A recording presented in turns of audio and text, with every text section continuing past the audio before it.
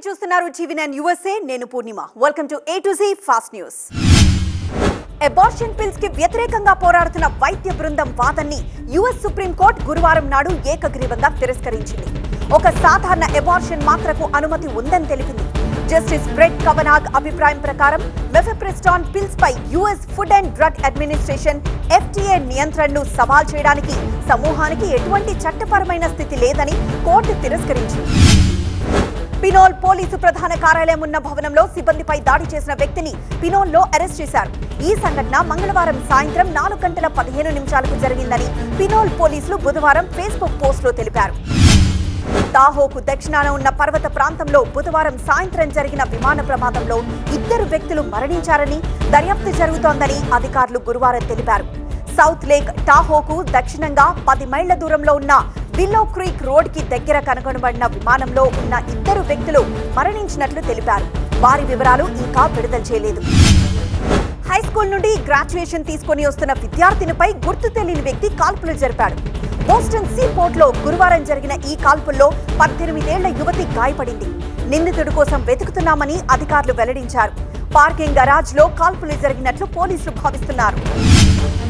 కొలరాడోలో arrest సమయంలో ఒక అనుమానితుడిని pistol తో కొట్టినందుకు ఫ్రెడరిక్ పోలీస్ అధికారి అనేక ఆరోపణలను ఎదుర్కొంటున్నారు.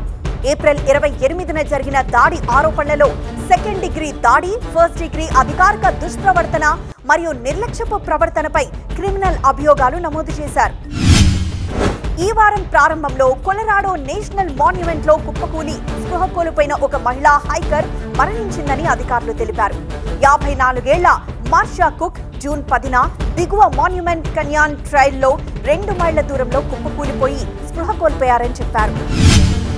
అర్వాడ పోలీస్ డిపార్ట్మెంట్ అనేక ప్రైడ్ ఫ్లాగ్ దొంగతనాలకు పాల్పడిన నిందితులను గుర్తించడంలో ప్రజల సహాయాన్ని కోరుతోంది. వాయువ్య అర్వాడాలోని నివాసాల ముందు ప్రదర్శించబడిన ప్రైడ్ జెండాలను కనీసం 3 వ్యక్తులు దొంగిలించిన 6 ఘటనలు వెలుగు చూశాయన్నారు.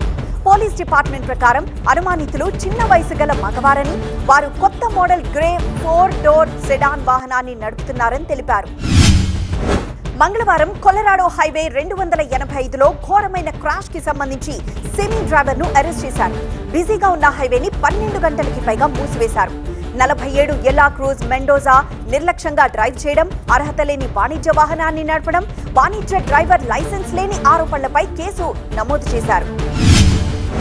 బౌల్టర్ కౌంటీ షరీఫ్ ప్రజల భద్రత దృష్ట్యా బౌల్టర్ క్రీక్ లోని కొంత భాగాన్ని బోట్లు నడపకుండా నిషేధించారు. నీటి ప్రవాహం ఎక్కువగా ఉన్నందువల్ల సింగిల్ ఛాంబర్ తెప్పలు, సింగిల్ ఛాంబర్ బెల్లీ బోట్లు మరియు క్రీక్ లో ట్యూబ్లు వంటి వాటర్ క్రాఫ్ట్లు నిషేధించామన్నారు. మూసివేత గురించి వాటర్ రిక్రియేషనిస్టులకు డిప్యూటీలు నోటీసులు పోస్ట్ చేశారు. శాంటా మోనికా బార్ లో అర్ధరాత్రి సమయం అయిపోయిందని చెప్పడంతో కస్టమర్ బార్ మేనేజర్ పై దాడి చేశాడు. ఈ ఘటనలో మేనేజర్ ని కొట్టడంతో మరణించినట్లు పోలీసులు గురువారం తెలిపారు. శాంటా మోనికా పోలీస్ డిపార్ట్మెంట్ ప్రకారం వెనిస్ లో నివసిస్తున్న 26 ఏళ్ల లియోనార్డ్ హెక్టర్ కోర్పీని అనుమానిత హంతకుడిగా అరెస్ట్ చేశారు. University of southern California school of dramatic arts department లో నటన మరియు రైటింగ్ ప్రోగ్రాంలకు హాజరయ్యే విద్యార్థులు ట్యూషన్ లో ఒక్క పైసా కూడా చెల్లించకుండానే ఫైన్ ఆర్ట్స్ డిగ్రీల్లో మాస్టర్స్ ను అందిస్తామని ప్రకటించింది. గత శుక్రవారం రాత్రి టర్న్ పైక్ లో తల్లి బిడ్డను జంటగా హత్య చేసిన కేసులో సమాచారం కోసం అధికారులు రివార్డ్ ను $20,000లకు పెంచారు.